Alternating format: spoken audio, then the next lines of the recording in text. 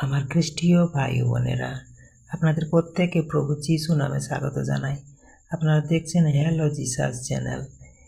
এখন আমরা শাস্ত্র থেকে বাক্য দেখব, আর সেই বাক্যটি আমরা ব্যাখ্যা করব, তারপরে প্রার্থনায় প্রভুর সাথে সহভাগিতা করবো। আসুন আমরা এখন শাস্ত্র থেকে বাক্য দেখি। বাক্যটি নেওয়া হয়েছে ইহেজকেল 36 অধ্যায় 9 পদ।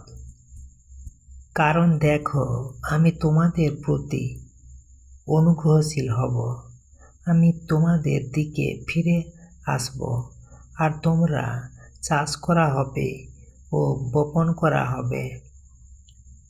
আমেন। আসুন আমরা এখন প্রভু তার বাক্যে কি বলছেন সেটা দেখি।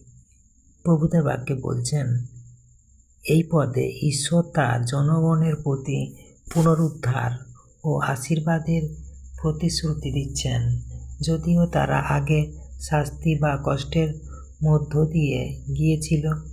ঈশ্বর বলছেন তিনি আবার তাদের প্রতি অনুগ্রহ করবেন। এখানে চাষ করা ও বপন করা মানে হলো নতুন শুরু, উন্নতি ও জীবনে ফলপ্রসূতা আশা। অর্থাৎ ঈশ্বর কখনো চিরকাল দূরে থাকেন না, তিনি ফিরে এসে জীবনকে নতুন করে গড়ে তোলেন। ঈশ্বর তার আপন বাক্যে প্রত্যেক আশীর্বাদ করুন। আমেন। জয় যিশু। এখন আমরা প্রার্থনায় প্রভুর সাথে সহভাগিতা করি। আসুন। হে পবিত্র মঙ্গলময় পিতা, তুমি যে আমাদের প্রতি অনুগ্রহশীল, তার জন্য তোমাকে ধন্যবাদ। আমাদের জীবনে যখন শূন্যতা, কষ্ট বা হতাশা আসে, তখন তুমি ফিরে এসে আমাদের নতুন করে গড়ে তোলো।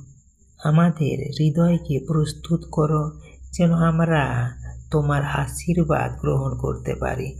আমাদের জীবনকে ফলবান করো এবং তোমার ইচ্ছামতো ব্যবহার করো, যেন আমরা সব সময় তোমার উপর ভরসা রাখতে পারি। যিশুর নামে প্রার্থনা করি। Amen, amen, amen. জয় যিশু। Praise the Lord.